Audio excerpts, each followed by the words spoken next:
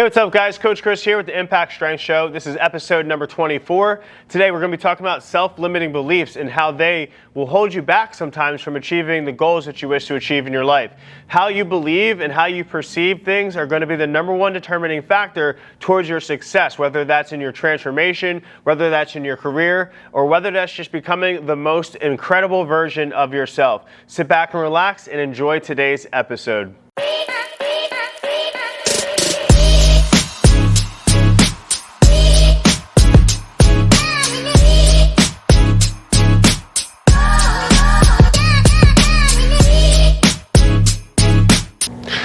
All right, guys, so today I'm going to be talking a little bit about self-limiting beliefs and why they're so important when it comes to achieving your goals. There's been so many different versions of myself throughout my journey in my career, and I've had so many beliefs that I needed to break in the process to becoming the next version of myself, whether that was in business, whether that was just me being a father, me being a husband. I noticed that most people that we work with, they're not just one thing, right? They're not just, somebody, they're not just an accountant, right? They're not just a lawyer. They're not just a doctor, right? They're sometimes a son, sometimes a daughter. Sometimes, they're a significant other, right? They're someone's partner. And I think that so many times in life, we get caught up thinking about ourselves as just one version of ourselves. And we don't understand that this is a huge dynamic that needs to be explored in so many different ways. And this is why transformation is so important, because what we do inside the gym, what we do inside of our own personal health and wellness, it really determines how we show up in all those different areas, right? So me being a coach, I always look back to when I first started training people, I didn't always have my nutrition dialed in, right? I didn't always eat the healthiest. In fact, my wife literally used to crack on me because during lunchtime, she would give me a call. We always like to talk throughout the day, and she would call and she'd be like, where are you at? Like, what was that? And it would be like, all you hear in the background was like, do. She'd be like, are you at Wawa?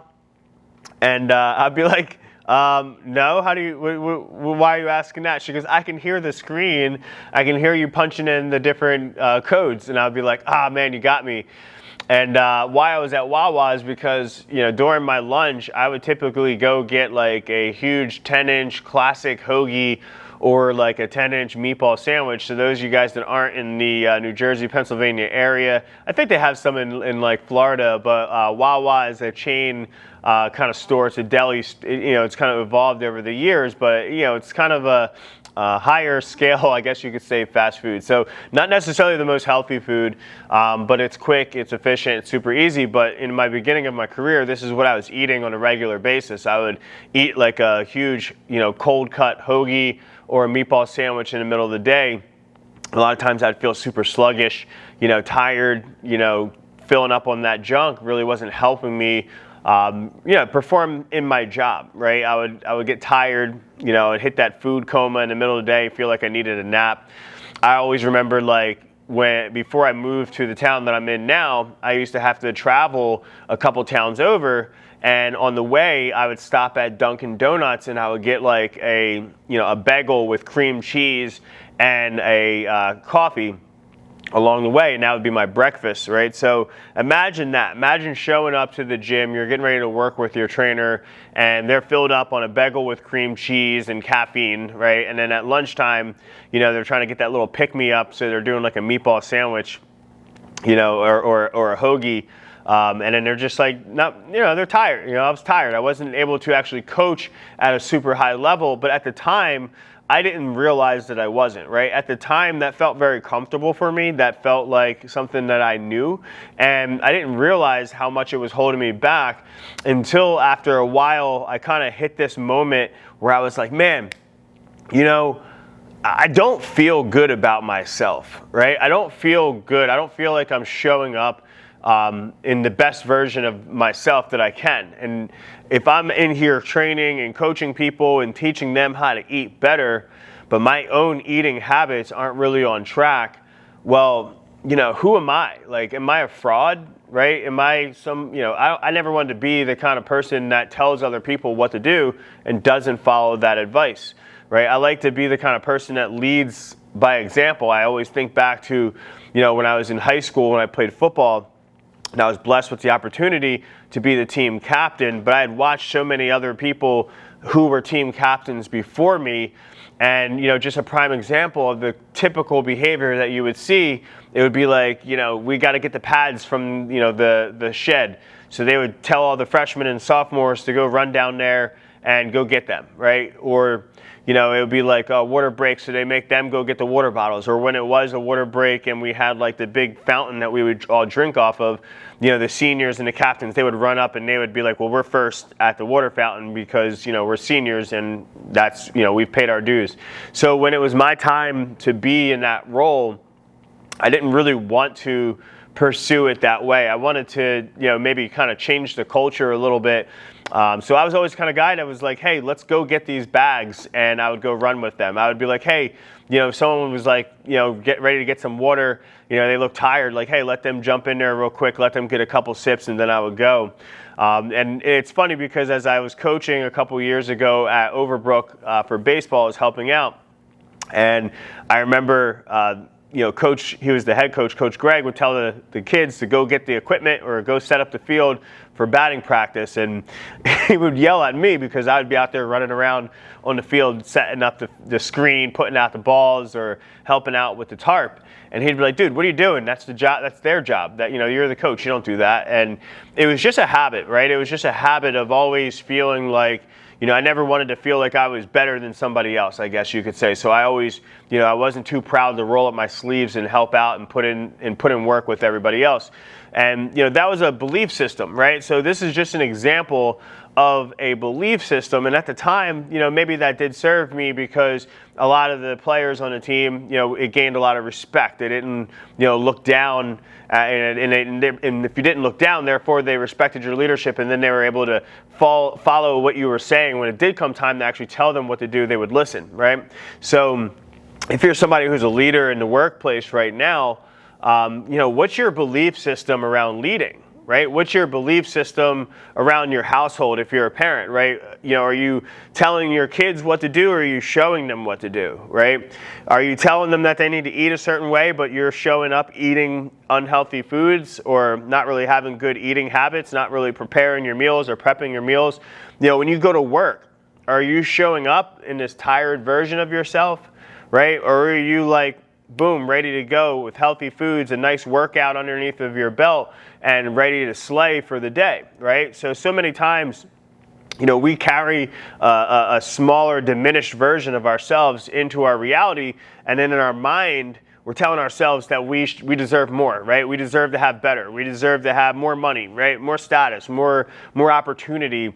And when we really look back and evaluate our actual steps, our actual day, our movements, and our beliefs, we'll see that our beliefs, our movements, and our habits don't align with the version of ourselves that we wish to be, right? So sometimes it really takes us looking internally at who we are, what we're doing, and having that hard conversation with yourself and saying, am I doing the things that I need to do right now to be able to become that next version? And then also, like, what things do I believe right now that are holding me back from becoming the better version of myself? So in that story that I just kind of gave you, I gave you two different belief systems. The first belief system was around leadership, right? So the first one was, I believe that no one's better than anyone else, and that we should all roll up our sleeves and we should all do the work, right? That makes for a more inclusive work environment where people have respect for each other.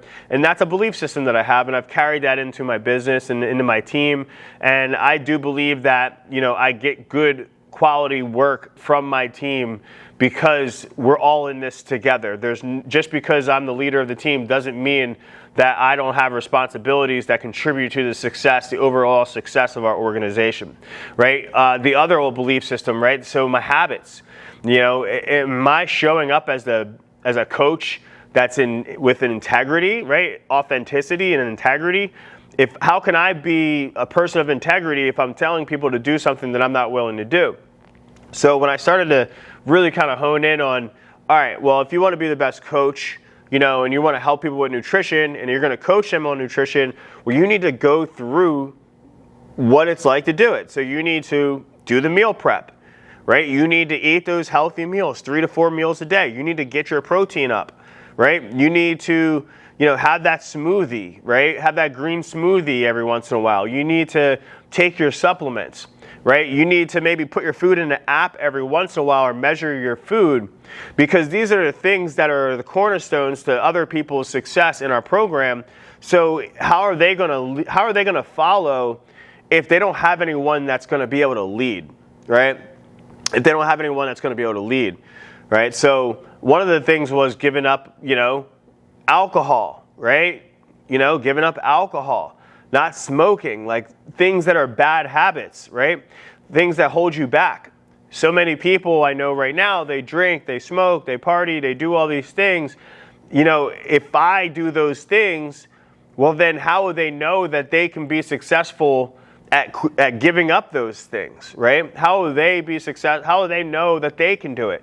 If I was able to quit cold turkey on bad habits and vices that I had, well, that's showing an example for them that they can do it too, right?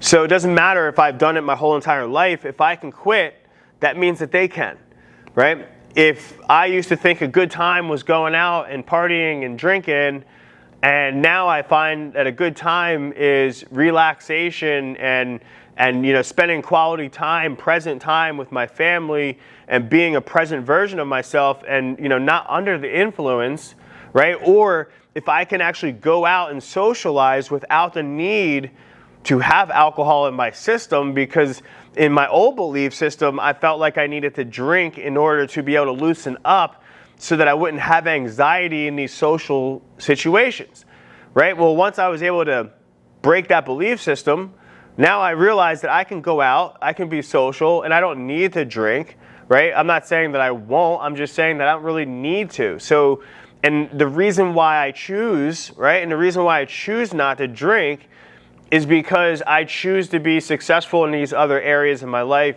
and they matter more to me than the temporary moment of fun, right? So that's not for everyone, right? That's not how everyone's going to think. How you live your life and the results that you get in your life, they have to match and align with your habits. So for me, I know that I work 6-7 days a week, right? And if I have a drink, if I'm drinking alcohol or having a good time, well, that good time may set me back for like 5 days, right? That alcohol sitting in my system, that hangover that next day, it's going to mess up my mindset. It's going to mess up my workout. I'm going to feel dehydrated. During that time when I was drinking, I might have been eating some bad food. So now my system's all messed up.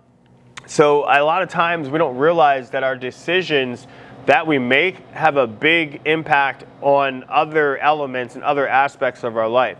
So I always use this story when I'm telling, we do stories before our workouts at our gym, right? And one of them is the monkey, right? The monkey, how does the hunter catch a monkey, right? And we always joke because it's just like, oh, who's trying to catch a monkey? That's really funny. Or you're like throwing a lasso around him and trying to rope him in, does someone come out with like a big sack and like throw it over the head? No. There's an old wives' tale on how to catch a monkey, and it's a step-by-step. So the first step is that you go up to a tree and you would carve the hole out in the tree, right? So you would carve this hole out in the tree, and then you would place this banana inside of the hole. Now the monkey would come up, be like, oh, there's a banana around here, right? So he's like, oh, I really want the banana. So he sticks his hand inside of the tree, but the way that the hole was cut, it's just a small incision. So he would have to kind of ball his hand up a little bit, almost like if you're watching this on video, kind of sticking his hand through the hole. And he's inside the tree, and when he would grab onto the banana, he would make a fist. Now, as he's trying to pull the banana out of the tree, he's got a fist, and he can't get the hand out of the hole, right? the fist doesn't fit through the hole. The only way that his hand can fit through the hole is if he squishes it together. So because now his hand is in this fist, he's got two choices. He can let go of the banana and pull his hand back out of the tree, or he can keep fighting this banana with his fist inside of the tree and not get it out.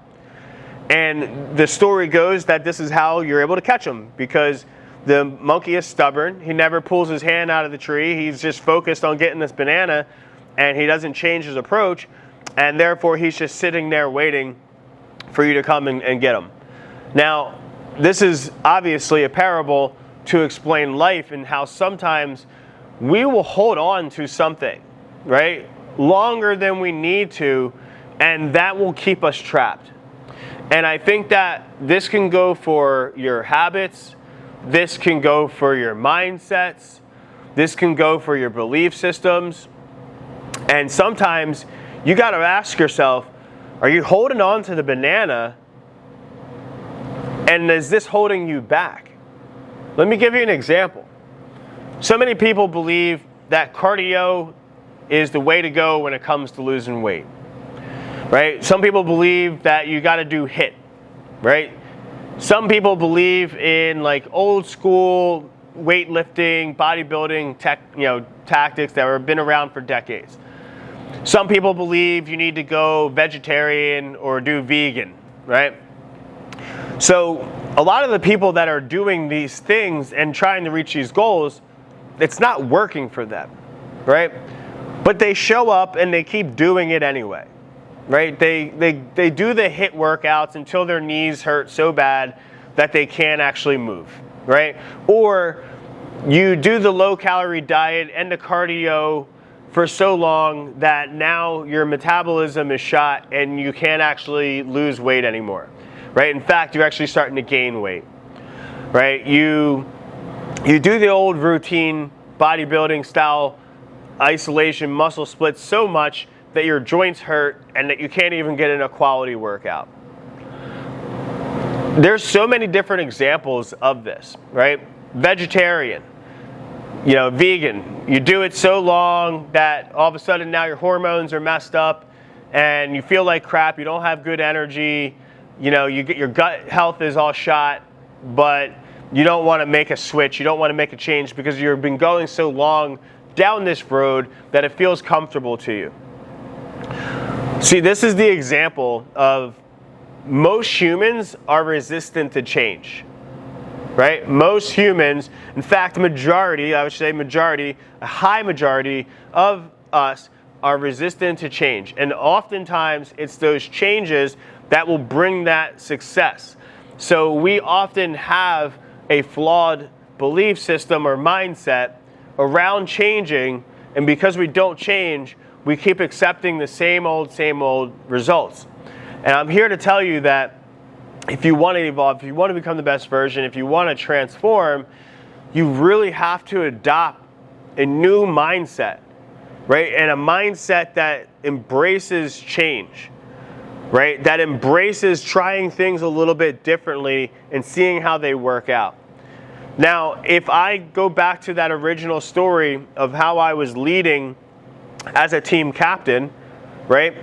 And say I was going and getting the pads with everybody and I was letting people jump in front of me to get some water, what if they didn't listen to me, right? What if they didn't play hard and have my back in the huddle? Well, that would not be working then, right? That system would not work. That belief wouldn't work. It wouldn't match, right? The results that I was trying to get wouldn't happen. But because the results that I was trying to get were happening, that was a successful change, right? A successful mindset or a successful belief. Now, in other areas where I was believing that I didn't have enough time to make my food, so I would go get a bagel with cream cheese, rush out of the door. I didn't have any energy to train my clients. I didn't show up as the best version of myself as a coach. I didn't have that conviction when I talked about nutrition because I wasn't doing it, right? So right there, my bad decisions, my bad habits were showing up, and it was holding me back. I wasn't getting the result that I wanted.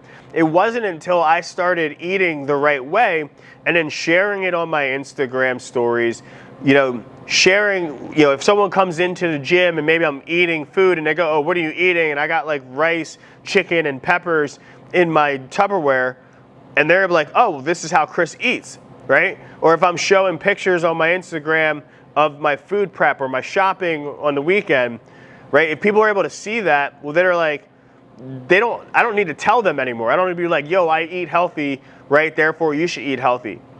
They see how I look, they see how I perform, and then they see what I do because I show them along the way. Therefore, it builds this belief system of, man, this is how it's done. You got to lift heavy, right? You got to do conditioning, you got to do mobility, right? You got to prep your food, you got to eat clean, you got to stay consistent. If they can see that I'm doing that, and this is how I'm able to still maintain where I'm at 38 years old, and still be performing at a high level. I've played college sports, I've played high school sports, but right now I could still, kick my younger version's tail in a lot of different things. I'm fast, I'm just as fast, I'm just as strong, I'm jumping higher, right? I'm lifting heavier weights, right? This older version of me is definitely a more matured, stronger, more resilient version than I used to be, and that's because of my belief system around you never peak in life. So many people, they like hit a peak in their life and then they just coast for the rest of their life. But I believe that you should never peak. I believe that you should be an athlete for life. I believe that you should constantly challenge yourself to become the better version of yourself, and that we still haven't seen the best version of ourselves yet. It is that when we do the work every single day, when we do the mindset stuff, when we read the books, when we watch the videos, when we implement, and then we look back at the results that we got from the things that we implement. Guys, we're not making this this isn't a foreign concept. This is just science, right? This is just how we do experiments in science. All results that we see in the gym are because someone was like, I have this idea that if we train with kettlebells this way, that we'll get this result. And then they went through the process and they were consistent with executing, and then they look back at the results and they're like, oh wow, yeah, these are effective for helping people move better, for feel better. They're able to still get strong, they're able to lose weight. And then that's how we make these decisions, right? If we're just making decisions based on something that we've heard somewhere, right, we're never going to win. You have to actually kind of look out there for the information that you need to see, and then you need to test drive it for yourself, and you need to see, does it work for you, right? I see so many people go, oh, you should be vegetarian because they saw a documentary, and then they try doing vegetarian, but they don't get the results that they want to see, but they'll keep going down that road. Right? And I think that's just silly, and that's just like how we hold, it's just another example of holding on to that banana and never letting it go, right? That like sometimes we got to course correct. There's been so many times in my gym where I've been like, this is how we should train, this is how we should run our model, these are offers, and like, guys, like every single week, I'm reevaluating those things based on where we're at. Right? Every year, we're reevaluating, reinventing ourselves. The way that I write training programs today is different than what I did 15 years ago. I could look back on my YouTube when I was training Anna, one of my clients, when I was in college, and I'm like, man, that dude didn't know what he was doing back then. But at that moment in my life, in that journey, I knew a lot, right? I was still pretty much considered an expert at that time, because of the hours that I put in on my studies and on the floor and in my coaching experience. But if I look back now, 15, 16 years later, I'm like, man, you were so wrong back then. And that's the beauty of life, that we constantly evolve when you have the mindset that you will evolve, that you will keep transforming, that you will become the better version of yourself, right? You should never peak. You should always keep getting better, whether that's becoming a better parent and getting better at, your skill sets around the house, whether that's getting better in your relationship with your significant other, right? Learning how to connect more, learning how to be more present, whether that's getting rid of your vices that are holding you back.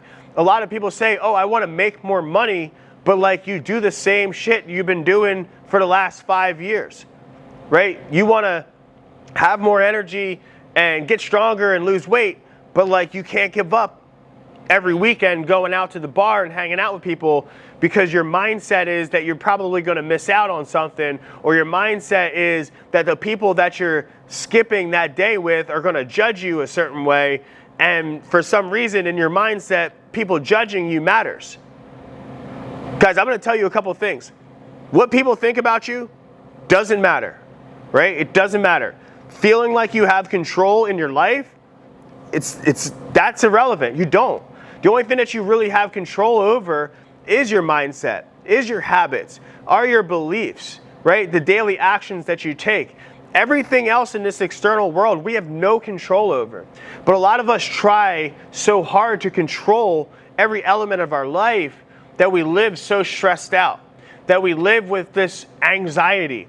And because we have this anxiety, we need to sedate with all of the bad habits and bad vices and things that take our mind off of the goal, which is becoming the better version of yourself. So there's so many of us that have this goal to be like, man, I want to lose 20 pounds this year. I want to look great this summer when I'm in my bathing suit. Or when I take pictures, I want to be proud of the person that I'm looking at.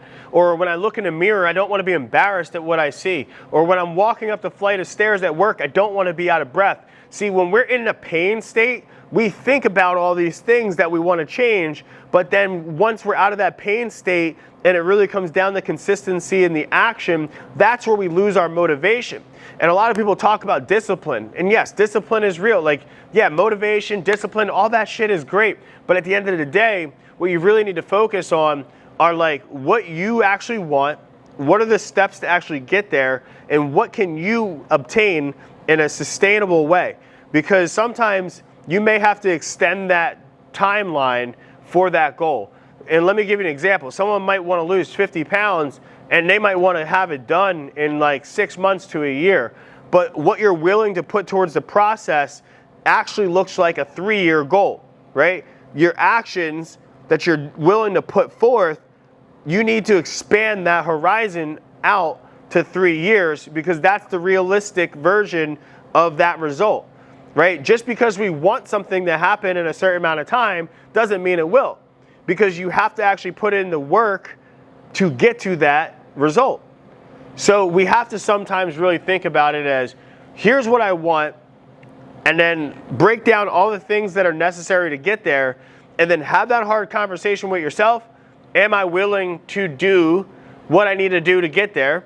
Am I willing to give up what I need to give up in order to get there? Right? And once we have that hard conversation, well, that's when we can actually start seeing the results and the transformation that we want. So many people say, I want this, and then they do nothing. They say, I want change, but they remain the same. They say, I want transformation, but they ain't changing or transforming how they think about things, what they believe, and they ain't changing their habits. So today, I hope this video helps you understand that, number one, we have no control over the external result. All we have control over is the process and the actions that we take. We also have the control over our mindset and our belief systems. And I want you to challenge yourself. If you have belief systems that may be outdated, maybe it's time to do an upgrade. Just like we upgrade our computer and our phone, sometimes we need to do a software upgrade on ourselves. Right? If your food intake isn't matching the person that you want to be, change it. If your body doesn't look the way you want it to be, change it. If your relationship isn't looking the way you want it to be, change it. If you want to have a better life and make more money, well then change the things that are holding you back. Maybe that means that you can't have as many drinks with your friends. Maybe that means that you got to read some books. Maybe that means you got to go out and go to some seminars or some workshops and get around people who are doing the things that you want to do. That's how this life works. You can't get new results without new behaviors. So today, I hope this one helps you understand what is required to get the results, but most importantly, helps you understand that you are capable of doing it. It's just going to take some work.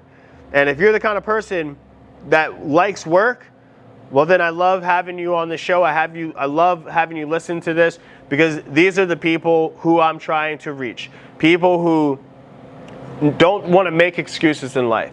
People who are ready to make some changes and ready to make things happen.